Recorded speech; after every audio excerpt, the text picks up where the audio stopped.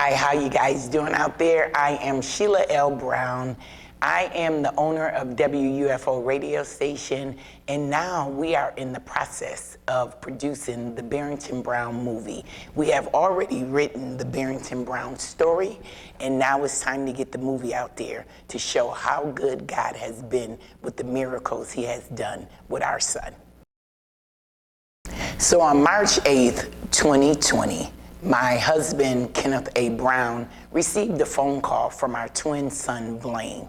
And he said Barrington had been in a car accident. So Kenny said, Sheila, Barrington's been in a car accident. So a mother, you know, we're not thinking a serious car accident. I'm thinking a little fender bender. I'm like, oh, okay, Blaine will, you know, get to the hospital and see what's going on. Blaine passes the car on the expressway, and all this is happening in Atlanta, Georgia. So Blaine passes the car, he calls back, he said, Dad, it's no way Barrington is alive. So immediately, as a mother, I switch my way of praying to the Lord. Automatically, I say, God, you said our children was mighty upon this earth. How is anything gonna happen to Barrington and he's not here? So I said to Blaine, hurry up and get your to Grady Hospital and find out what's going on with Barrington. So he gets to Grady, so by this time, I'm calling everybody, we're praying, we're hoping, we're talking to God. I'm calling my pastor up. He was actually on the road, and I said, Pastor, look, we gotta pray, something's going on with Barrington. So Blaine gets there. They have him downstairs. It's not in an ICU, it's in front of a morgue downstairs in Grady Hospital. His girlfriend was in the car with her. I said, give me Anita's phone number. I get on the phone with Anita. First question I ask her is, I'm gonna ask you one question. Is Barrington coherent? She said, no, ma'am. So I knew right away it was time for me to kick in the gear as a mother. You know, people always have that cliche, I'm up for the assignment.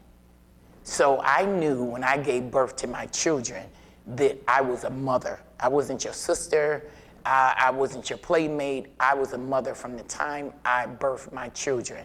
So I knew I had to kick in the gear in a whole different way of a ram to save my son. And by the time the next morning when I got to Atlanta and I walked into his hospital room, the average person seeing that sight, you probably would have let them pull the plug, because that was the next question.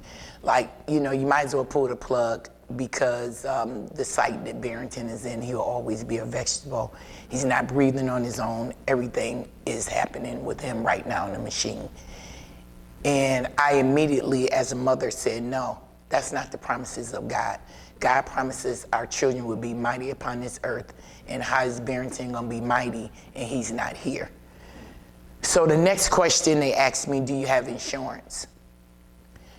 So of course we do. My husband has the best insurance. He works for the city of Buffalo. And I said, yes, we do. But in the same time, as a mother, I'm thinking, what about people who don't have insurance? What would have happened to my son if we didn't have insurance?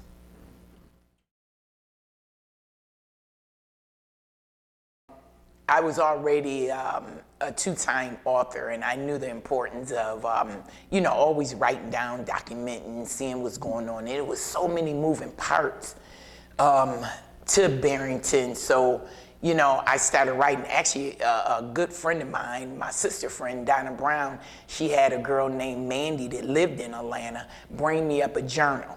And she said, write it all down.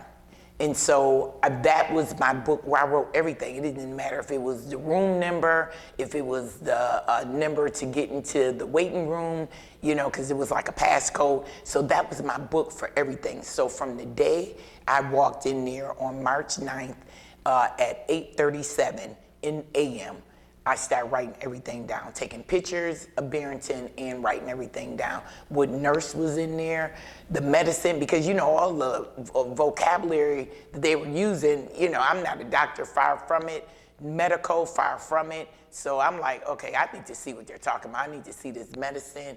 And the good part about it is, with him going to Morehouse, the whole Morehouse team of medicine was there.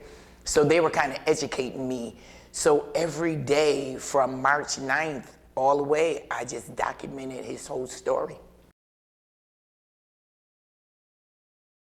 And I was in the airport actually one day, and I was on the phone, because all day, every day, people calling me, texting me, praying. So I was on the phone with a young lady named Paulette Harris. And we're on the phone. I'm like, Paulette, I got the book is done. We're on our way to public. I said, what's next? I said, God already dropped in my spirit. I'm going to do a movie. She said, yes, that's it. You do a movie on this. We got to let the world know that God is still, amazingly healing people of color. Because we see a lot of books and a lot of movies where God has made miracles happen, but not too many of young black boys. And so it was important for me to showcase what God has done for young black boys, but not only that, but to showcase that having insurance is important, to showcase having students in college. This just wasn't an average little black boy riding in a car. He had a future in front of him that God had assigned for him. And then at the same time, want to showcase the police department, because so many times the police department gets a black eye.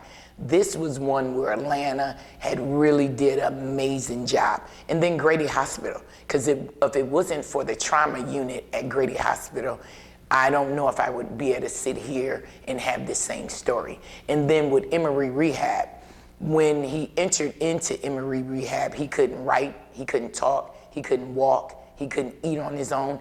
He couldn't do the smallest thing of using the bathroom and wiping your own self. So when I tell you, God has been amazingly wonderful with the team that he has put around me. And then once I got with Black Rose Production and I explained to Corey exactly what I wanted to do as far as writing the movie, immediately he started working on the script. We got an amazing script done.